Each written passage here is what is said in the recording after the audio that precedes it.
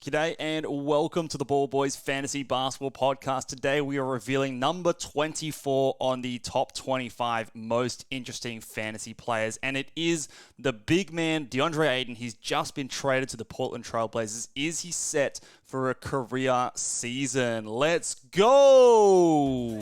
Jordan open, Chicago with the lead! Bryant to Shaq! Not a game. We talking about practice. LeBron James with no regard for human life. Anything's possible. Outside, back out to Allen. His three-pointer, bang! Curry for three. Wow! Unbelievable! Making it rain in New York. We the North are now we the champions. Not the destination, it's the journey. Mamba out. G'day and welcome again to the Ball Boys Fantasy Basketball Podcast. I'm your host, Mitch Casey, and you can find me on Twitter at Ball Boys Fantasy. And like we said today, guys, second installment of the 25 most interesting fantasy basketball players. And yesterday's podcast or YouTube channel or YouTube video, whatever you want to call it, is out where we talked about number 25, which was Mark Williams. So this series, if you're new to this series, you haven't checked it out, I'm going through the top 25, at least in my opinion, most interesting, most fascinating, and potentially the most influential players in fantasy basketball leagues this season. This is not 25 of the best. This is 25 of the players that I think are the most interesting and have maybe the most amount of room to change their value compared to where they're being drafted, change their value given a wide range of outcomes, and are just all around interesting and something for us to talk about. So it's a bit of a deep dive, a bit of a look into the weeds about all the comings and goings about their fantasy value, what could go right, what could go wrong, and settle in onto where we think these players can be useful for our fantasy team. So today we are talking about Deandre Ayton, and obviously the big news, Deandre Ayton, he wasn't on this list until a few days ago, and when he was traded onto the Portland Trail Blazers, he makes his way onto this list because up until this season, he's been a pretty boring fantasy player because he kind of does the same thing every season. But this year, he is moving into what I think is a better situation at the Portland Trail Blazers compared to at Phoenix, where he was stuck behind Durant, Booker, and Beal, and now he's on a team that is going to be pretty bad, I think, and a very young team looking to build some experience into their young up-and-coming guards. So I think that he has a better opportunity this season, but how good is he going to be? That is the question we're going to ask today, and where should you be drafting him? Now, I'm recording this video on the 29th of September, so at the moment, the ADP is still adjusting to what has just happened with his trade. So at the time of recording, I don't know exactly where his average draft position or his Yahoo rank or ESPN rank is going to change and what it's going to change to. So obviously, we're going to go through in a second his ADP data. It is going to be a bit off. It will rise, I think, compared to what it is at the moment. But we're going to talk about now where we think he should be going and what he could potentially do this season. So let's get into Deandre Ayton and go through some of the, the basics. So for Deandre Ayton, he is 25 years old. He is, last year he played 67 games, so pretty good, I think, by NBA standards by this stage. Nothing's too concerning for us to worry about there. His Yahoo ADP is at 54. Fantrax is just at around 65. ESPN at 97. Firstly, ESPN, what the hell? Who do you actually draft over on ESPN with all these players who are going so late? I just don't actually understand the ADP numbers from ESPN. But 97 over there. And if we just look at last year's stats, he was the 55th ranked player. He was the 56th ranked player in a -1 setting, which is taking out his three-pointers, so very similar with his 9-cat and -1 rankings. And for a Yahoo points rank, he was the 59th ranked player. So pretty consistent 55 to 60 range for his ranking last season. So I think at the Yahoo ADP of 53.9, fairly reasonable if you were expecting much of the same. But again, he's in a completely new situation now, so those ADP numbers will change. And if we just look at what he averaged last season from a pure statistical standpoint, he put up 18 points, 10 rebounds, really no threes, 1.7 assists, 0.6 steals, 0.8 blocks. 59% from the field and 76% from the free throw line. So the big value is the rebounds, the field goal percentage, and a little bit of points as well. So tiny bit of blocks as well. So the rest of it is all average or below average. So the threes were poor for him. The assists and steals were poor for him as well. He doesn't hurt you from the free throw line as a big man, which can be viewed as a decent positive. But overall, fairly ho-hum numbers, I would say. Pretty boring, pretty stock standard, and we've expected and seen that from him for the last few years. But what can we expect from him in Portland? Now, to answer that question, what I'm going to be doing is going and looking back on what he's done in the past in different situations. So the first thing I want to look at in today's podcast and today's video is what was he at his best? And his best season of his career was actually his second season in the NBA when it comes to fantasy basketball. This was the 2019 and 20 season and the year before that Chris Paul arrived on the Phoenix Suns. In this season, he averaged 18.2 points, 11.5 rebounds, nearly 2 assists, and 1.5 blocks, 0.7 steals. He shot 54.5% from the field and 75.3% from the free throw line. So that had him good enough for 31st in 9 category rankings, which for him, we know that based on last year, the -1 rankings and points rankings followed suit fairly similarly. And compared to last year, obviously, the year after, when CP3 arrived, his points dropped down to 14.4. His rebounds weirdly drops down to 10.5 instead of 11.5. Steals went back 0.1, but that's not much. Blocks went from 1.5 to 1.2. Field goal percentage went up from 54.5% to 62.5%. So that's a decent rise. Free throw percentage, pretty similar. So the usage rate was the biggest change here. So before CP3 was there, he was at a usage rate of 23.6%. And after CP3 arrived the year after, we were all expecting him to will benefit a lot from that because you've got an elite Hall of Fame point guard joining your team. You think the center's going to benefit, but his usage rate actually dropped 5 percentage points, which is a big drop for someone like him, especially considering Chris Paul's not a high usage player.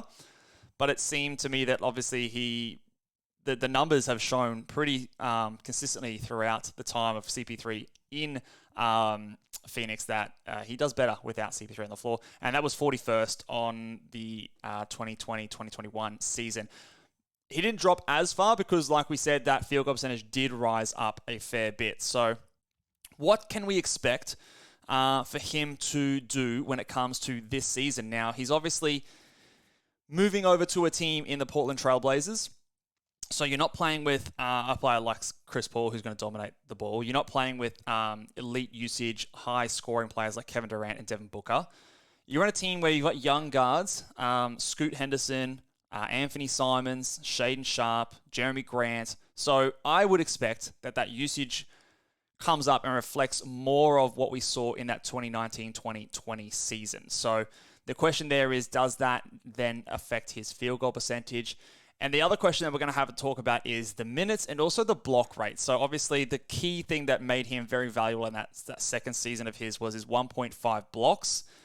Was that something that we can show a flash in the pan? Well, let's dive into that a little bit. So the key things we're looking at here, I've got 3 key stats that I want to focus in on for him. It's the blocks, it's the minutes, and the usage. So for Deandre Ayton, across his entire career, he's averaged just over 1 block per game, 1.02. With last season, he blocked 0.8. The season before that, he blocked 0.7. So it's been trending the wrong way since he started as a rookie and his second year in the NBA, weirdly enough. But we should also tie that back into, I'll combine the 2 points there at the top there, the blocks and the minutes. So his career minutes is 30.74. In the season where he blocked 1.5 shots per game, he put up 32.5 minutes. So an extra couple minutes across that career average, which also increased the block rate. But the other thing to note about that season in particular as well is that he did that in just 38 games. So the sample size for that 2019-20 season is much smaller than a lot of his other games where he played 69, 58, and 67 games in his past 3 seasons. So the 1.5 blocks to me looks mostly like the outlier in this situation. So to me, I think that the career average of his 1.02 blocks is something that is more realistic for us to expect. I'd probably be more shocked if he averaged 1.4, 1.5 blocks than if he averaged 0.7 blocks.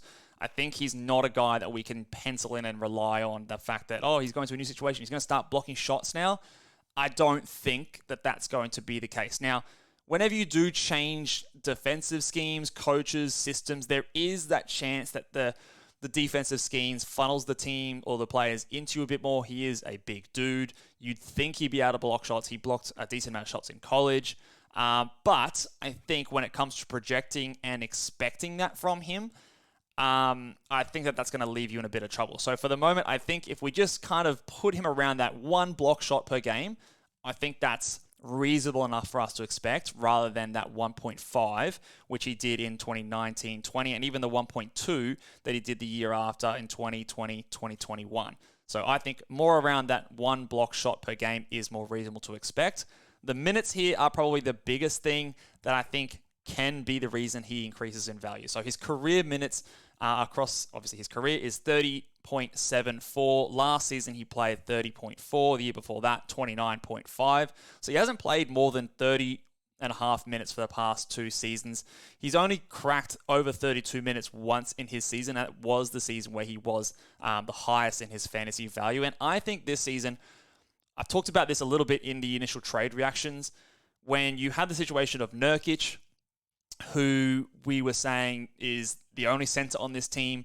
Well, he's now swapped positions with Deandre Ayton, right? So behind Deandre Ayton, their depth chart is actually very, very poor. I think their next best center for the Portland Trailblazers, if I actually just pull up their depth chart right now, Portland Trailblazers, their depth chart is looking like their next best center is either a Moses Brown or an Ibu Baji. And I bet you a lot of you don't know who Ibu Baji is. But all that being said, it would not surprise me. In fact, I'm predicting that he's going to be coming out and he's going to be playing closer to 34, 35 minutes per night. So that in itself, I think, is going to be the biggest reason that we're going to see Deandre Ayton's value improve, because I think he is someone that as soon as those minutes come up, obviously the shot attempts are going to go up, the blocks are probably going to get easily more close to that 1.1 blocks per game. The rebounds are going to be easily going up as well. So I think in terms of comparing his career averages to what I'm projecting this season, I think the minutes are the easiest thing for me to go and say, yeah, I think he's going to get more minutes than this because there is simply no other option. He's a young center that's going to want to get his numbers up on a new team. And I think the minutes are the easiest way to do that. There's no one really stopping him from getting a bunch of minutes this season. The last point here we're going to talk about is the usage. So Deandre Ayton, again, we talked about the usage before Chris Paul got there, being in that high, let's bring it back up, 23.6% usage rate. Last season, it went back down to 18%, but then it's slowly been creeping back up. The year after that, 21.8%, then it went to 22.6%. So it's been trending back towards that 23, 24 range. I think that it's probably going to get, again, pretty close to that usage that we saw in that career year, which was 23.6. So you combine that with the increase in minutes, which is even higher than what we saw. So if he averaged 32.5 minutes in Phoenix that year, and I'm projecting him to be about 34, and a pretty similar usage rate, well, then we're going to see him in that season. Obviously, he went 18.2. I think that's realistic to expect him to average more than 20 points per game based on those two things combined. And of course, the last thing we're going to talk about there is the field goal percentage. So since that drop in usage, he had 2 really efficient seasons where he went 62.6%, and then the year after that, 63.4%. Last year dropped back to 58.9%, but remember that usage rate has slowly been creeping back up. So for me, it looks to me like Deandre Ayton's usage rate rising causes his field goal percentage to drop a little bit. Now, I don't think it's going to drop all the way back down to the 54.6% he put up in his second year. He's obviously, he's more experienced now, so I expect he's going to be doing better than 54%. But I also don't expect it to be as high as like a 63% that we've seen from him, the first couple of years that Chris Paul was there. So he's probably, in my opinion, going to drop back below under the 60%, pretty similar to what he did last year, to be honest, which, again, makes it more or less, it's going to be a really big boost to his value, his field goal percentage, but just temper your expectation that I don't think he's going to be a 60% guy. He's probably going to be more of like a 57, 58, 59%, which doesn't sound like a whole lot, but when it comes to doing his projections, it does actually move his ranking around a fair bit. So if we have a look at, with all that said and done, the range at which I expect Deandre Ayton to sort of be. I think at a minimum he's scoring 18 points per game. That's what he did last year. That's what he put up when he was in that career year where he had the same usage that I'm expecting him to have, and he did that in 32 and a half minutes. I think that's the bare minimum for him. I wouldn't be shocked if he goes as high as 22. I've got him settled in more around that 21 to 20 points per game range, which makes him a 20 and 11 and maybe 1 blocks kind of a guy. So the rebounds, I think you could see them go really quite high here. He's averaged across his career 10.7 rebounds per game. And again, if you combine that with the average of minutes he's been doing, if I expect that to go up, I think he can average close to 11.5 rebounds per game. Maybe he even cracks it to 12. We've seen a few players do that in the past 2 seasons. I think his rebounding is really his big strength. So I do think that he's going to be a very, very good player in that regard. The blocks, like I said, I don't expect him to get up to that 1.5 marker that he was at his career best. So more that 0.8, which was what he did last year, to the 1.1 if that increase in minutes does eventuate like I expect. I think that's as high as it can go. So that's the kind of range you're looking at there. And then again, minutes more in the high 50s, low 60s at best if he just brings it all together. But again, I'm more expecting that 58 to 59% mark. The assists are going to be shit. The steals are going to be shit. He's not going to shoot any threes. So those things, I think, remember, you're still drafting Deandre Ayton. These things are not going to change dramatically, but it's just those things that he is good at. He's going to have more of an opportunity to make them even more of a strength in his game. As for where I think we should be drafting him, currently my projections have him. I've updated them since the trade, and if I just have a look here, my projections have him... Oops, I'm looking at 9 cat. I want to look at -1. I think he's someone that we could comfortably say is a top 50 player. Very, very comfortably. I think we can probably say that he's someone that you can consider.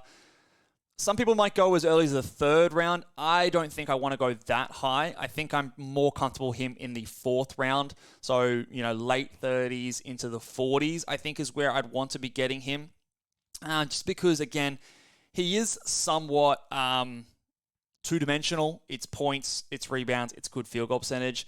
He won't hurt you from the free throw line. He won't turn the ball over a bunch. That's fine. But again, he won't shoot threes. He won't get assists. He won't get steals. The blocks are just He's not a big shot blocker. So I think he's going to be good. I think he's definitely someone that is the biggest winner of the trade. Previous to this, I had him ranked or projected out to be in the 60s or 70s because of the hit from the usage in adding some of those big 3 players across with Durant and Bradley Beal. So compared to where I had him projected prior to the trade, it's a significant bump up, but I wouldn't be reaching for him in the 20s, which I've seen some people grab him, or the early 30s. Although if you're in a punt assist steal build, I can understand it a little bit more. Again, I'm going to be very conscious of this in talking about a lot of these players, is that rankings are one thing, but building a team is the main goal in fantasy basketball. So if you can expect a 20 and 11 with a block per game on high 50% field goal percentage of a guy who's not going to really hurt you from the free throw line, he's not going to help you, but he's not going to hurt you there. I think that's what you can expect from Deandre Ayton. In terms of -1 rankings, I think that gets him around that 35 to 40 rank range. But again, I don't know. Would you say that's a bit on the optimistic side? I'm not 100% sure. I think it's pretty easy to see him get there. There is probably scope for him to do even more if he's just maybe been, bringing his game down. He's got something else that he can show. Maybe there's some unseen upside that we haven't been able to see when he's been in Phoenix, playing with players like Chris Paul and Devin Booker. So I think that actually probably might be a conservative range. So if you're super bullish, sure, if you take him around the turn of the 3rd and 4th round, if he ticks those boxes for you. But that's about where I have him going. So that is Deandre Ayton at number 24 on the most interesting. So we're going to be doing a podcast of this every single day, right down to the countdown to the final weekend before fantasy drafts are going. So tomorrow we have pick number 23, the number 23 player. First of all, I'll get everyone to make sure that you are subscribed to the channel. Give the video a big thumbs up, and in a second, I'll give you a bit of a preview of what we're doing at number 23. But make sure you guys are subscribed. Also, if you haven't already, go over to ballboysnba.com and make sure you guys grab your platinum or silver memberships over there to get access to all of my projections, my top 150 rankings, my top 150 rankings for points leagues as well. You can also get my Dynasty rankings, which are coming this weekend. I am just literally putting in players' headshots onto that there, so it looks nice. But I've done all my rankings on that one there for the top 250 players for Dynasty rankings. Took me a long time, but I'm keen to get that one up for you guys. So make sure you go over and check that one out. Number 23 tomorrow. I will give you a hint. The hint is this. This player has been a top 40 player before. And this season, he is getting drafted well outside the top 80. He is a guy that could be the best player on his team.